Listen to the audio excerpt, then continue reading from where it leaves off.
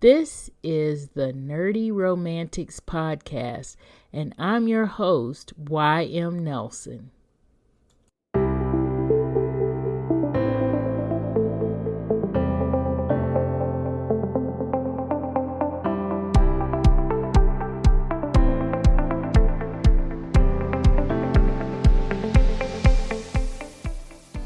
Get back to our discussion on Star Trek Picard Season 3, where we talk about this final season of this wonderful series. In this show, we are continuing our discussion on different relationships and storylines that maybe or maybe didn't make sense. We talk about Easter eggs and we give our Goodreads rating for this season. And here too, we're going to give a spoiler alert on this one. If you haven't watched season 3 of Star Trek Picard, then make sure you do before you listen to our discussion. Staci, what about you? What were there some different scenes, or did you want to piggyback on kind of what Jen was saying about the scenes that were memorable, or were there some relationships or storylines that you found memorable for whatever reason? Well, I do have to piggyback up with Jen about Carr and his son Jack, that he found out about it, that sort of thing, which I'm not going to talk because I think she made all the valid points on that. The one thing the relationship, which they talked about in previous ones, is Raffi and her family, and her struggle with addiction and everything like that, but also that her relationship with Worf that helped her. But the thing about her family and how, because of that drug use and drug abuse, she lost her family. But it wasn't just about the drug abuse. It was how she centered her job as her main thing in life. Exactly. Because one of the things is when she was talking to her ex-husband, he was like, I can either give you, what was it, the number or name or something of your son, or this information you're trying to get to help, this information for the things that she was trying to do at the time. Right, the contact information for that. Yeah. Which one you rather have? And she chose the contact information. And I thought, in a way, just that what her ex-husband put her through, because he felt that family should come first, but she was thinking, when they all say it's all for the greater good, or the needs of the many outweigh the one, and she was actually living that, and how that did not come across well for her family. It's like, you don't place us first. But if she had placed them first, we might have had a totally different ending for this show. Yeah, exactly. But then their turnaround when they found out her work made her a hero. Because when I think, who was it? Worf had sent something so that it so she blasted could get in the house, in her son's house, about all the stuff she did. Because she couldn't tell anybody what she did, because she wasn't just work for the Federation. It was the spy work for the Federation. Right, exactly. So she couldn't tell them anything. And they realized all this time, granted, the drug use, that's what really, but for this whole entire time, she was doing this for the safety of the galaxy, the universe, the solar system, whatever it is. She was doing it for the safety of all. And to see her struggle between wanting to be with her family, but knowing that she could not do that because of the fact that if she did, all this would slide down. All this would go to pot. And that struggle for her. And you saw that. And her struggle was like to pretend like she's using when she can't be really using. And you see that struggle within her as well. Temptation is being handed to her at every contact. And she's saying no to it. Yeah. So that was one of the other things, that seeing that, and I like the fact that we know about her addiction, from season 1, I guess. Season 1. Yeah, we do, because we know. But the fact that they never wrote it off as, oh yeah, now she's clean, and that was that it will always be a struggle for her. And I like that. I like that they did that. That it wasn't just a cutoff. She's fine. That's it. Right, right. So, Exactly. Just because she got in this position, she's gonna be okay. Just because she's now back in Starfleet. Because when we see her in season one, she's, in some trailer, out in on some desert looking planet, just mhm. kind of, pulling it along. And the reason why she's got a ship is she's just kind of like renegading it out there. That's not a Starfleet ship that she has, or Mhm. whatever. So, or why she was a pilot or whatever. She's just kind of out there.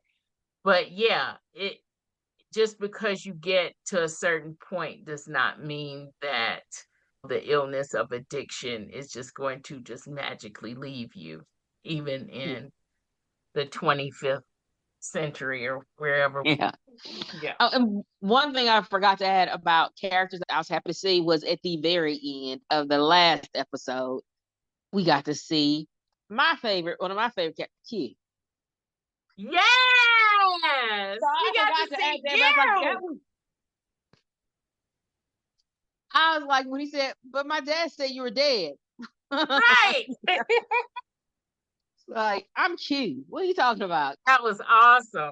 And it was very much full circle, but at the end, there were a lot of little full circle moments, Easter eggy moments that we can talk about later.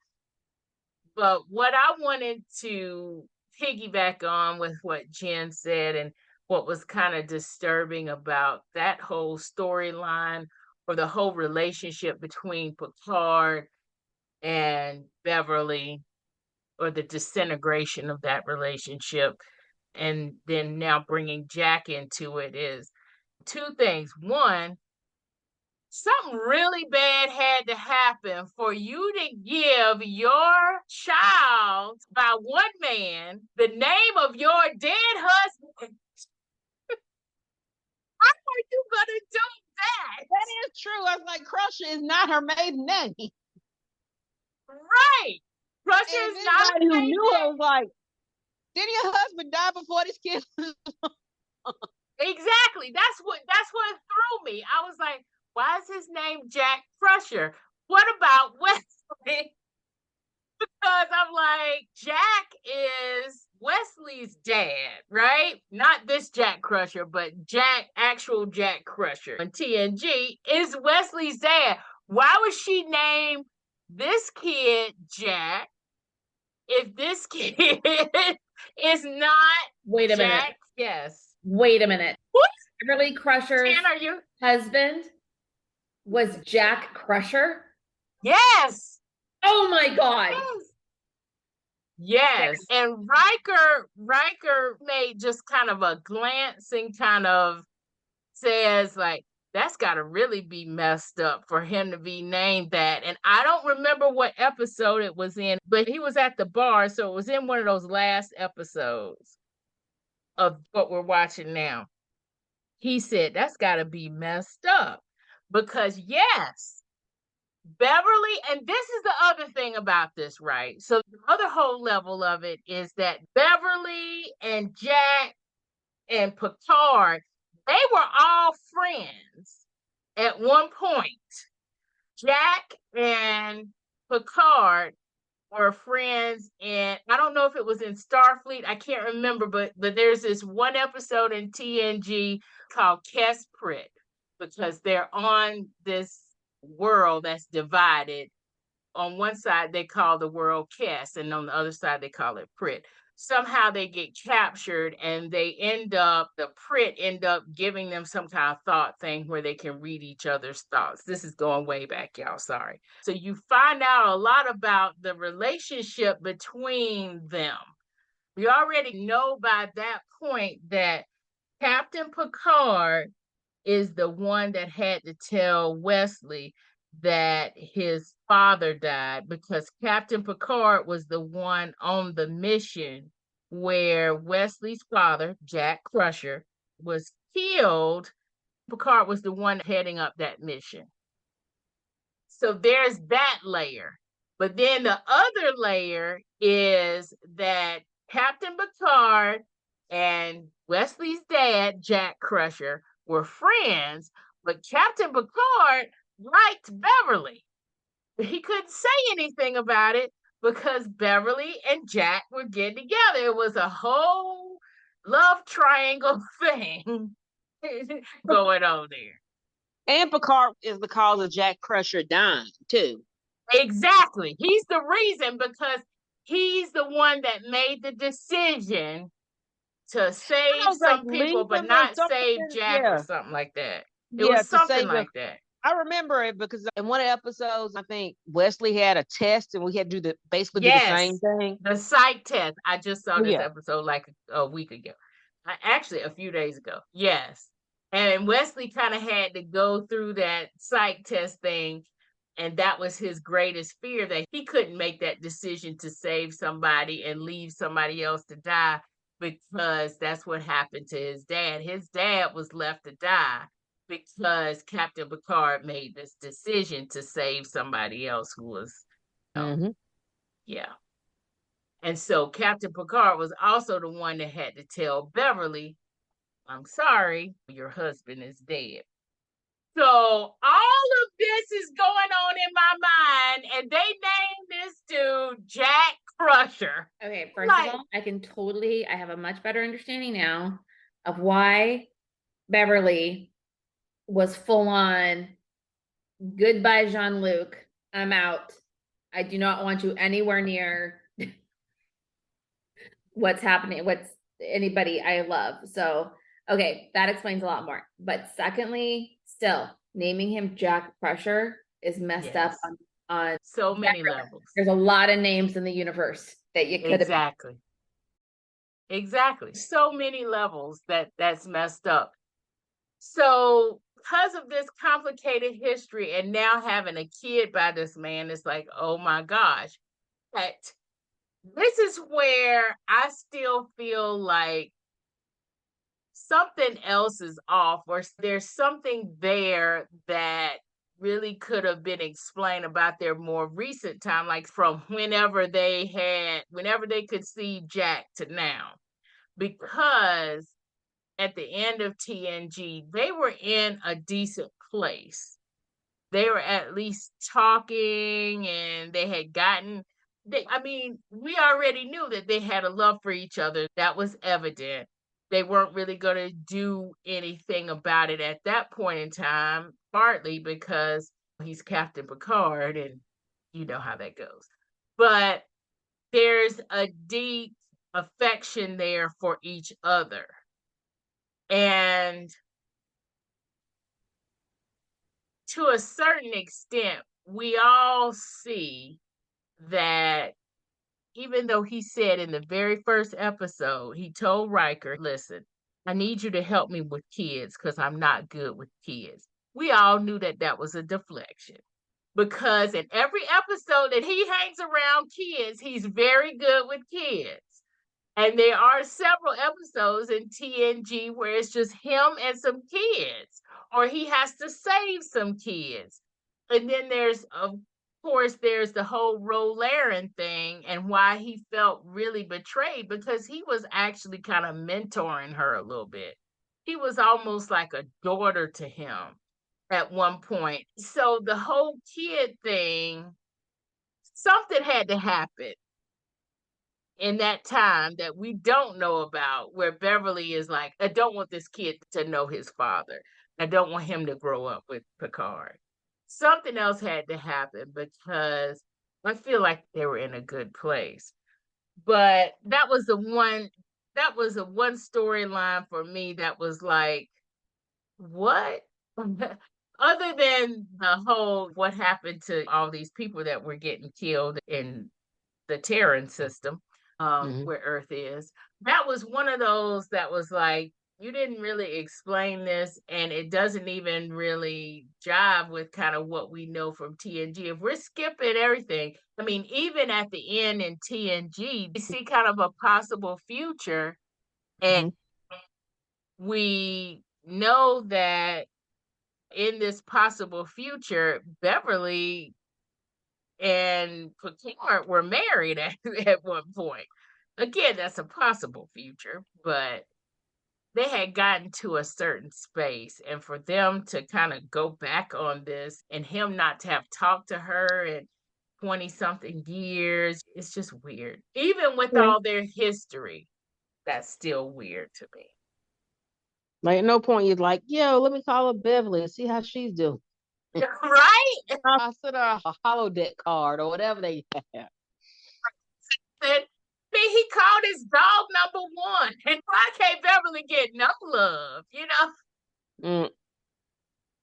But anyway, that was one thing that bothered me storyline wise. But one thing relationship wise that I really liked, that I'm gonna piggyback on from what both Jen and Staci have said, is that kind of that whole Worf's whole character and kind of his evolution and all of that stuff going on. And I really liked what they did with Worf. And this is Yes, therapy me. work. Exactly. Exactly. All of his therapy and all of it. But to me, he seemed that therapy was working for him. He was the most centered character. He was the most on point character. What he was doing and what he was saying, they were all true to who he had become. And I Mm-hmm. really like that because as I'm watching a lot of earlier episodes, and I've always hated the way they did this about Worf. And this just may be me, but I've always felt like they made him the joke character. After Tasha Yar died, he would always say, "We're going to do blah, blah, blah for security." And Picard was like, "No, we don't need to do that." Or he would make suggestions in their conference room, and they would be like, "Oh, we need to hold off on that. We don't need to do that just yet." And like some of his suggestions, if they hadn't taken them, they wouldn't have been in the situations that they were in. And then, of course, because he's Klingon and because he's on this Federation slash human ship, he's getting dogged at for being Klingon, hanging out with these human species. He's getting talked down to like he's lesser than. And when he's hanging out with the Klingons are saying, "You're not Klingon enough for us." Yeah. He's too Klingon for the humans and too human for the Klingons. And they It's did just, all the time for him. And yes, they really did that all the time. Yeah, you're right. They did that all the time for him. And I mean, I'm glad he did the therapy thing because he always had this anger. They always showed him as yeah, always on the edge of anger and not handling well. yes, But then you see the others, like what was it? The mother of his son? yeah, Was she Kalar. Klingon or was it she full Klingon or was she half Klingon? She was half Klingon, half human, and she Human. was like, I ain't down with all this Klingon stuff. You can Yeah, have she's this." like, I'm down with the human side. I don't know what she. And then how we see later on with his son, and again, you have to give me the name of the son, struggled a lot as Alexander. well. Alex, yeah, he wasn't even given the Klingon name. Alexander. Not even, Alexander Roshenko. yeah. And how he struggled. Did they even mention Alexander this whole? Did they mention him at No, all? they don't mention him, but this is another thing from DS9, and this is something that I didn't like that they did in DS9. So they were having this whole war with the Dominion, and Alexander was on the Rotaran, the Klingon ship that Martok would be on. Mm-hmm. So they made this little side note near the end of that series that Alexander had been killed. Okay. I was like, I Yeah. did remember. I was like, did he die or what happened to him? 'Cause I know I thought he went radical, He became radically Klingon, like he wasn't to He overcompensate that he wasn't Klingon enough. yeah, it wasn't more like a rat. He when he was on that ship, when he was on the Rotaran, he had found a place to belong. So Mm-hmm. they were accepting him on that ship. And so he was coming to his own as a Klingon and really just becoming a Klingon versus a Klingon who's 1/4 human or whatever. But he wasn't radical or anything that I remember. I Well, I do mean, not remember them radical, but I saying, mean, he really fully embraced his but Klingon he side. did exactly. He totally embraced his Klingon side and embraced it even more than Worf at that point, really. Mm-hmm. Um, so he had actually come into his own. And then, of course, they say that he was killed in battle. And this is also after they wrote off Kern. So Worf didn't have anybody Mm-hmm. because Jadzia died.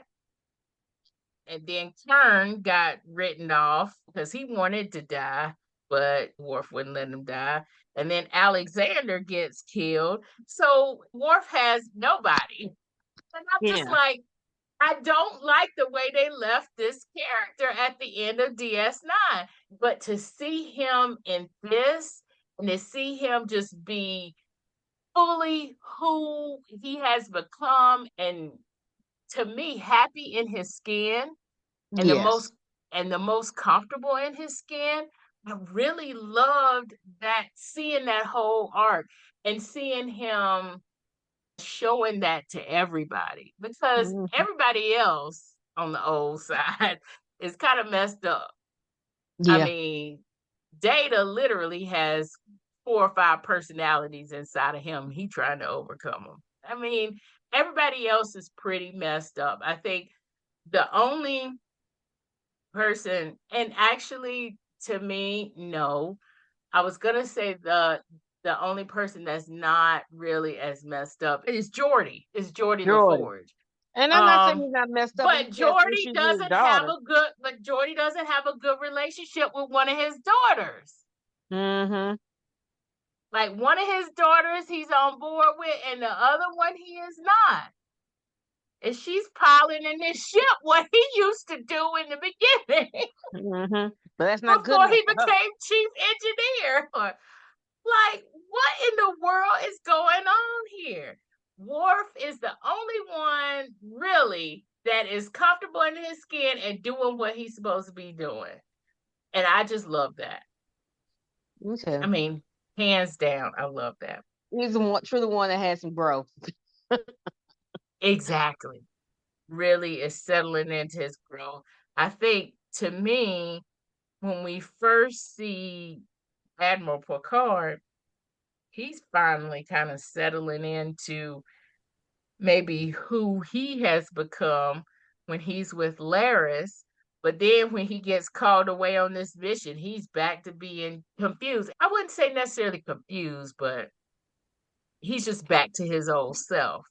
And then Yeah. now that he has this dynamic with his son, Jack Crusher, he's really now confused and having to relearn and who he is because he has now gotten this role as father. Yeah. So it's just so wow. Just thinking about this now, like everybody's messed up. I do want to go and talk a little bit about maybe even some Easter eggs or just some little things in this show that stuck with you that weren't necessarily character driven or story driven, just any little things that you thought, hey, this is new, or hey, I like this, or hey, this really did not jive with what I thought it was going to be. So, Stacy, anything that kind of just stuck out with you that we haven't talked about? Not really. I mean, one of the characters, I like the fact that they brought some of the stuff from the previous seasons of TNG and the others. That Moriarty character caught me by surprise. It's like you just brought something great deep in the box. You brought this same actor back. Right. I And I was was like, just oh my gosh, amazed. that was to me that I called that like, but you called that captain, was it Shelby? You said, which I didn't Yeah. see it. But I mean, I like those kind of things for people who really, really watch. I mean, everybody would enjoy it. But the people who watch the shows and you see something like that, it's like, oh my gosh, that's from. I really liked when they did things like that. But I mean, right now, I can't really think. We've talked about pretty much everything that I've really. Well, one thing I think did they mention? Oh, did I miss that or did it? They mentioned about Troy and Riker. Reason why they kind of drifted apart, separated, was because didn't she do something to make him forget, not forget his child, but forget Yes, his dad? yes, they did say something about that, but see, to me, it seems like why would they still be so happy in season one? Because that child is already gone in season But one. I think he found out that might be that he found out what she did. Oh, Because I don't that think he makes knew that she sense. made him not forget, but take away his pain from it. And Yes, she she was took like away. his depression and all that. But that's why. Okay, that is why. Because they did say that was the whole reason why Troy and Riker were not really talking was because of that. But then I was like, well, why were they okay in season one? But now that makes sense. That makes sense, Stacy. But Yeah, I mean, I can see that portrayal in that. You went into my mind I right. mean, granted, to make me feel better, but I should be able to grieve and then process it on my own terms and in my own time. Yeah, right. Mm. And her counterpoint was like, feeling everybody's grief or whatever. And I'm like, part of me is like, that's the burden of being who you are, Mm-hmm. And unfortunately. how long have you been alive? She's been Right. doing this for a while, and she comes from a planet of telepaths. She need to go to therapy with some of them just to stop, man. See, that was my thing. It was like you're in the profession. You're also you also come from a planet. Now, whether the planet is still there or not is debatable because in a lot of movies and a lot of other different things, they keep destroying Vulcan and Beta Z. I don't know what Yeah. they're doing. Which timeline are we in? Exactly. It's like, Which what? multiverse? What are you doing, man? It's so crazy. But anyway, she should know somebody. She's in the field. She should know somebody that can help her process this grief. Because on the other side of that is, yeah, I guess because you have this connection and you are feeling these people's grief. But I mean, don't you feel other people's grief? And this is not the first time this has really happened. I don't know what to say to that. And the other thing is, that's why they named their daughter Kestra because of the sister that he never knew. And she's already seen what happens when you don't process grief well with her mother. She's already seen this happen. So you would think that she would know how to deal with this, but I guess that's why she doesn't. But yeah, that kind of sticks out to me too. Jen, what about you? We're talking about any little things maybe that we haven't talked about that stuck out to you. Yeah, the thing with Deanna and Riker, it was weird to me because of why they were on the out. And yeah, and I'm with you. She says this has been her ability her whole life, and that she didn't process her grief in her way, and he didn't process his grief, and that was a whole. Anyway, I was like, that was a tough one for me. I didn't buy it. Yeah. But other little details, oh gosh, we've covered so many of them because one of them I was going to bring up was the relationship between Seven of Nine and shoot, this is me with names again. But you guys already talked about that, so I don't want to. I don't think I have anything. Between Seven of Nine and Captain Shaw, you mean? No, no, no, not Shaw, that woman. Because Rafi. Rafi. Oh, Rafi, yeah, yeah. Okay, because and this again kind of goes back to I feel like we're in a different timeline in this particular story where they didn't reference that they were together at the end of season two. So right. It seemed like they had broken up again, but maybe it was because Rafi was doing this undercover thing. right. That's what I'm thinking. But I'm they thinking seem that so they're but they seem so uncomfortable with each other. they do. Right. And I You thought know, we and had then gotten over that. Yeah. like they had broken up over the fact that she wouldn't let it go. So if you just sort of come into the season feeling like this is an alternate universe, not a continuation, then I feel like I would have been fine with it that way. Yeah. So Yeah. there's that. And then The other relationship I feel like to talk about is Geordi and his daughters. Because Yeah, we just touched on that. We didn't yeah, actually go into that. He has an issue with one of his daughters.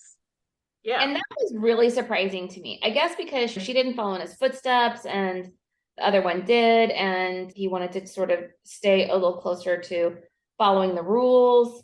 And I guess that was a surprising thing for me to see them when we were talking before about character arcs with where they took Worf.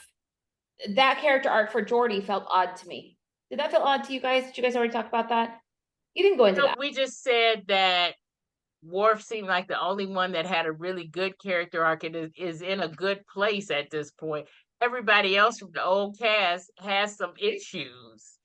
Yeah, And some of them, it's like, you're right, with his daughters and approving of one daughter, but not of the other, and all of that, that doesn't seem to jive with me. I have another it was issue an with it. odd choice. And this Yeah. is where we kind of come back to the screenwriters, right? Where I feel like Yeah. maybe the screenwriters were feeling that they were supposed to create some sort of conflict for every character to have to deal with, right? And they needed to not make it easy because Geordi comes in when they were going to steal from the museum. Yeah. And of course, he's not going to just allow that to happen. Okay. So, but then they sort of take on this weird sort of conflict with the daughters that I'm not sure it really had an opportunity to play all the way out. And I think it also was kind of an odd choice because at every step, Picard's goal is seems like it's okay for everybody to be in danger except my son. And that was a little, you know, Yes. that also sort of played into sort of a little bit of a weirdness in terms of how he views the world. I mean, it's consistent, I guess, with Jean-Luc because a lot of times he does think sort of these big grand thoughts about what needs to happen, but then a lot of times his decisions a lot of times will come down to his personal preference or his personal focus person that he wants um, Yes. to protect. Exactly. So It, are in danger, and that didn't seem to factor into Picard's decision making process. So at all. Yeah. He was just like, we've got bigger things. And the bigger things are your son is manipulating all of it. It's like, so we gotta help him. yeah. It's like, are you kidding me? But now that you say character arc and having a character arc for all of them, I'm guessing that was kind of supposed to be Geordie's character arc was going from being disapproving of this one daughter to being accepting because he's realizing that he might lose this daughter because she's now been it might lose both of his daughters because they might be assimilated by the board. So he needs to Exactly. get right. So that's his kind of character arc. And I guess in that sense, that actually it's giving Geordie a moment for his own whatever, because in TNG and even here, a lot of Geordie's storyline is tied to Data because he's True. always tinkering with Data. He's best friends with Data and all of this kind of stuff. And because Data is back and because he has to essentially quote unquote fix Data in order to for Data to be whole, he could have easily been a secondary character if he Mm-hmm. didn't have this character arc. And so, yeah, now that you're saying that, it makes sense. Mm-hmm. But now that you're saying that, it also means that that was a plot device for him to have his own story, is what it was. But my feeling is, and maybe it's just because they wanted to get the gang all together and they didn't want to bring too many new people into it. My feeling is for Geordie is not just showing us that he has kids, right? which that's all well and good. That's fine. But the whole thing about Geordi that irked me from the entire series that I thought they were going to fix. And this was me actually looking at something beforehand. Jen, I'm like you. I don't like to read anything beforehand when I'm seeing something that I want to see. But I did see the panel was at PaleyCon, the Comic Con that's in New York. Okay. And they were there talking about this last season. And LeVar Burton said in that the whole time in TNG, it's been this running joke that Geordi has never had a good love relationship. He's never had a girlfriend. Every time he tries to have a girlfriend, it always blows up in his face. Okay. Kind of Yeah. thing. Yeah. And that's true. And so he's like, well, now we're going to kind of get to have this good dimension to this character because my daughter is going to be on. So one of the daughters is his daughter, not the one that's on the ship. The one that other followed in your daughter. footsteps. Yes. Is his real daughter? It's his real daughter. Oh, okay. Yeah. So, but anyway, he was saying that, and she was in the audience or whatever. And I was thinking what we were going to see was that they were going to be in a family and we were going to see his wife. Right? They still kept them sexless with children. Exactly. That's exactly it. And I said, this is not how I wanted this to go. But now, Jen, that you kind of pointed out, everybody getting a struggle. At least they gave him his own character arc where he's not intertwined with all of Data's mess and having to fix Data, even though that's part of it. But at least he has his own story arc in this season. Yeah. Exactly. They actually gave him a lot more depth and a lot more personality because you're right. He spent a lot of time either reporting on how the ship was broken or fixing Data. Those were kind of fixing Data. Yeah. He was Watson to his Sherlock. Exactly. That's exactly. And he literally was. Watson.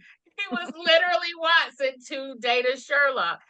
And the other thing with Geordi's character, every series has a character that's always getting into something kind of catastrophic, kind of like they're always getting into a big jumble of stuff.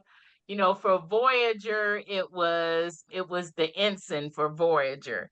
He was always getting into stuff. And for TNG, that was Geordi. Geordi was always getting into stuff. He was the first person that got drunk on episode 3.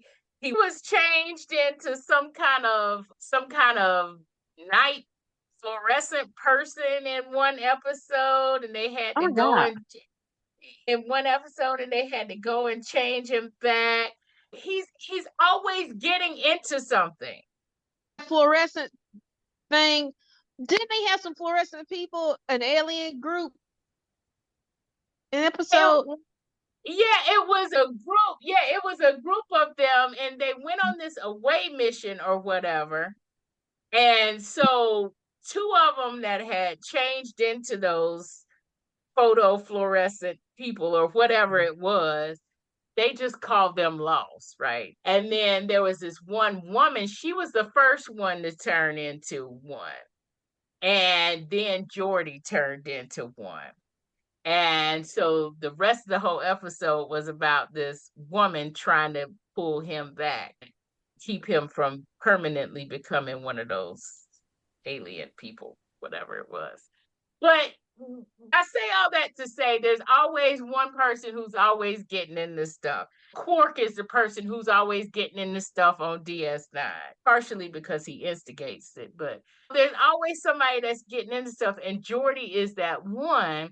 In TNG, that's a lot of what his own storyline is, him getting into stuff and they trying to have to get him out of it. And so here, to see him have his own storyline that doesn't have to do with A, getting into shenanigans, and B, trying to fix data, that's refreshing. That's refreshing now that I see it. So I am now a little bit more over what I wanted to see from Geordi. Okay. Although I still wish I could have seen him have a wife. I wish I could have seen the whole family dynamic. But anyway, I'm over it now. I promise. Oh gosh, but y'all, we have talked so much about this show, and I promise you, there are some Easter eggs that I have here that we haven't even talked about. We haven't even discussed, but they're just little Easter eggs and they make me giddy. So the only one that the only two that I'm really gonna mention, and it's only because of the coincidence of me figuring this out with me actually looking at the season, is in the first episode, Admiral Picard is going through his stuff. Him and Laris are packing up their stuff because they're going to live somewhere else. And he actually pulls out this recorder, like a flute like thing. And that flute like thing was from the TNG episode. Say it again, Stacy. I was like, I remember that. And I remember that egg. Because that's when he said he never didn't want children and families. Like, you had a whole lifetime of children and families. Exactly. He had a whole lifetime and had kids. I was like, yeah. But so yeah, he pulls that out, and it makes me think that episode is season 5, episode 25. I looked that one up because I don't remember them like that, but I just remember them when I see them. That episode is called The Inner Light. But the thing about the recorder too, the other layer of that is, and this is just only because I happen to be watching some of these things in tandem, is his son in that episode is playing this song and is learning this song on a recorder. And the song that he is learning and he's playing is the theme for season 1 of Picard and season 2. So if you go back and if you go back and you listen to the theme song, the theme melody of season 1 and season 2, they don't do it here because they're really taking back the TNG theme song and remixing it. But in season 1 and season 2, that theme song is the same song that his son is trying to learn how to play in that episode with the recorder. So I just thought that was just so cool. And the other thing that I thought that was really cool is in the last episode, you can hear Major Barrett's voice as the voice of the computer back on TNG. So somehow they've synced her voice because she's been gone for about 20 years now. But her voice is the computer voice in episode 10. I think when they get back on the Enterprise or something, when they get on the new Enterprise D or whatever, and her computer voice, that's her voice. And of course, Major Barrett also plays Deanna's mama, Luoxana Troy. Those are my 2 big Easter eggs that I wanted to mention on the episode. There's so many others, y'all. This is full of Easter eggs for people who love TNG and people who are just totally nerds about it, like myself. And it's also for people who are not total nerds about it. It really is just a really cool season. I like the layered storylines. I like the way that the story played out. I think that here the story is done a lot better than the story was done in season 2, in my opinion. And so I think that's why I'm going to give it 4 stars.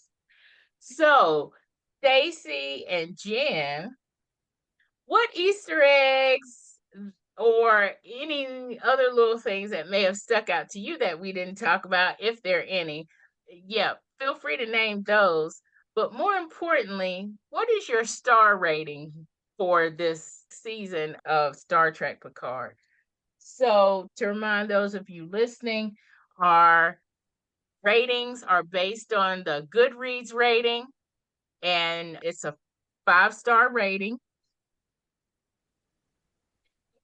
And the star rating goes 1 star, we didn't like it.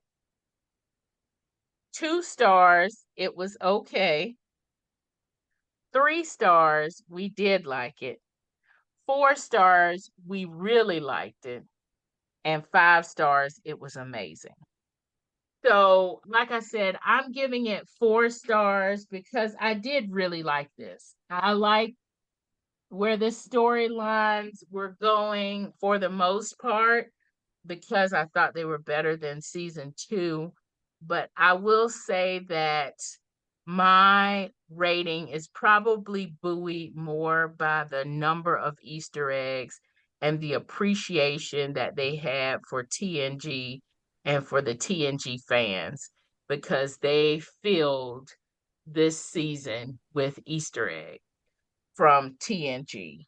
So, Jen, what about you? What's your star rating for this? And were there any other little itty bitty Easter egg things that stuck out? So I'm going to give it a 4 star.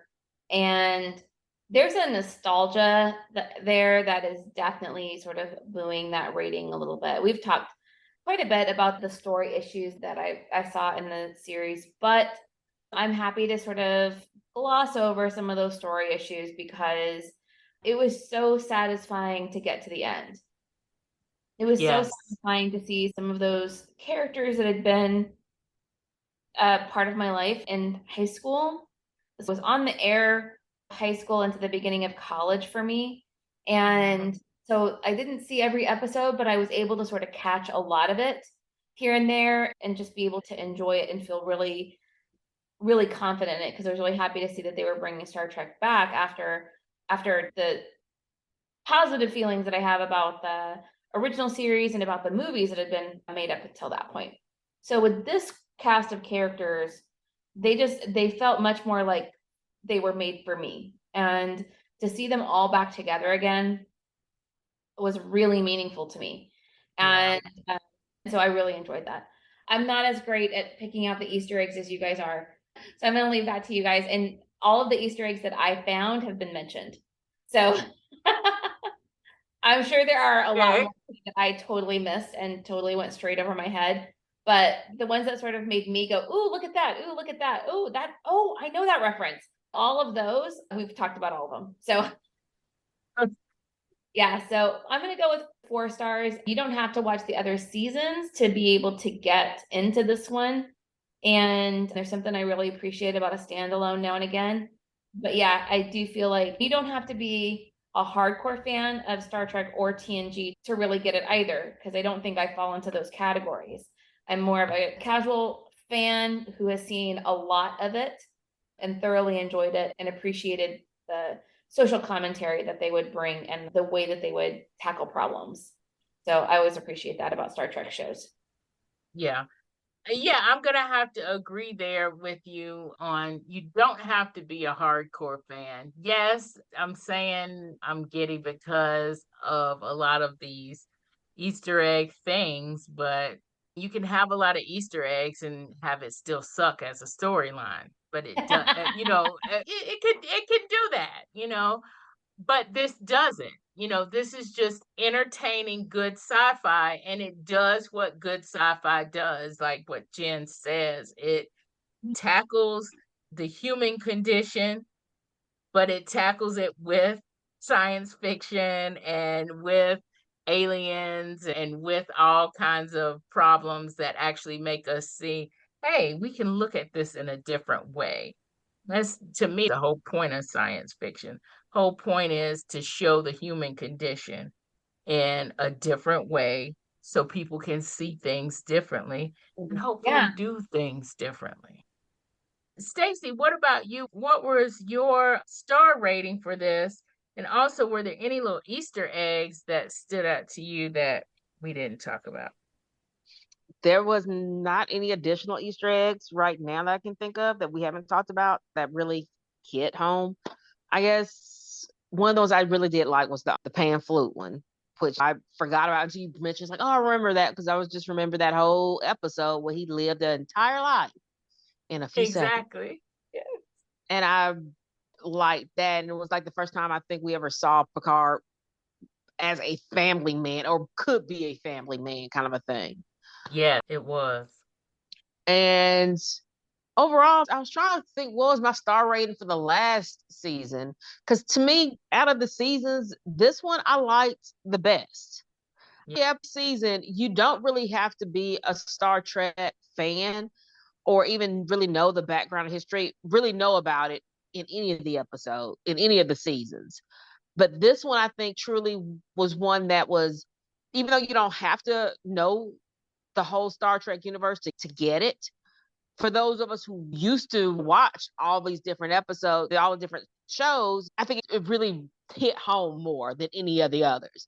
This was probably what I expected Picard season 1 to be more like, as in bringing back all these old characters. When in reality, Picard season 1 was more like it was Star Trek and it was Captain Picard, but it wasn't anything what I envisioned at first. Yeah. And this one is more like what I thought Picard was going to be like. Yeah. Not to say that none of them that I didn't like the other 2 seasons, because I did, but this one I think really spoke to the people who had more of a history of Star Trek: The Next Generation, Deep Space Nine, Voyager, because of all the people they brought into it. And I think that to me kicked it up a notch. So I know, like, what did I rate the last one? Because this is what have to be, if I rate the last season as a 4 or anything like that, or this would be a 4.5. But if I did 3, 4, 5, Okay. this is just a little bit better than the other 2 seasons. Okay. So that means, everybody, if you haven't listened to our podcast episode on Star Trek Picard season 2, go back and listen to it and see what Stacy rated it. I actually don't remember what you rated it either, but you're saying a half a point better than last season. Yeah, I mean, I don't want to say 5. If I did the last season as a 3, then this would be a 3.5 or 4. But if last season, I said it was a 4, I wouldn't say this was a 5, but it was still a better. Yeah. I agree. We haven't gotten to, we're not at 5. It was amazing, but I did really enjoy it. So yeah, and I did like it better than the last season. You're right. Ladies, thank you so much for hanging out with me for this very in-depth conversation. But I'm so glad I'm not the only one that nerds out about Trek. This was so fun. This was such a fun discussion. I loved it. Oh yeah, this I'm sorry, y'all. The Star Trek discussions on this podcast. I love the romance novels. I love the other things that we do. I mean, obviously, otherwise I would not suggest them because this is my podcast. But the Star Trek ones are just the best. They are just totally the best. But yeah, there's no way I could nerd out about that on a whole podcast dedicated to just Star Trek. There are some good ones out there though, so check those out. But I love hanging out with y'all and talking about Star Trek. This is so fun. It's fun for me too. I do appreciate being invited. Yeah, I'm glad. I'm so glad. And even though we are not all together and we are not around a poker table, I still feel that poker table camaraderie for you. So virtual hugs to you and virtual hugs out there to our listeners who are also loving this Star Trek episode. Who knows what we are doing for our next episode? So that means you need to subscribe and stay tuned. Again, ladies, thank y'all for coming. Thank you so Thank much for you. inviting me. This was so awesome. Thank you so, so much. Really enjoyed it. Thanks. While that's the end of our discussion, it's not the end of the story, so to speak. We now have premium episodes, which you can get in your feed, wherever you listen to podcasts, or in your inbox if you listen on nerdyromanticspodcast.com. And if you want to know more about the Nerdy Romantics world, sign up for our newsletter. Visit my website at nerdyromanticspodcast.com for more details. Now that's the end of the story. Until next time, thank you for listening.